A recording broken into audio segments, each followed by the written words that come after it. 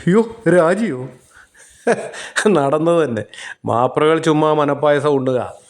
കപ്പിത്താൻ്റെ മുന്നിൽ മുള്ളുന്ന ടീമാണ് ബിനോയ് ഉൾപ്പെടെയുള്ള എല്ലാ ശിങ്കങ്ങളും. അത് നന്നായി അദ്ദേഹത്തിന് അറിയാം.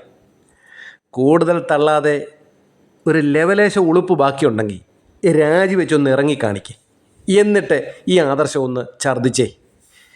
ഇത്രയും ഗൗരവമേറിയ ഒരു വിഷയം ഒരു മുന്നണി മര്യാദയും പാലിക്കാതെ, അത് രണ്ടാമത്തെ കക്ഷി 16 MLA-മാർ മൈൻഡ് ചെയ്യാതെ പോയി ഒപ്പിട്ടിട്ട് പിന്നെ പറയുക ഞങ്ങളോട് അറിയിച്ചില്ലെന്ന്. നിങ്ങളെ അത്രേ വില അവർ കൽപ്പിക്കുന്നുള്ളൂ. ഒരു വിലയും.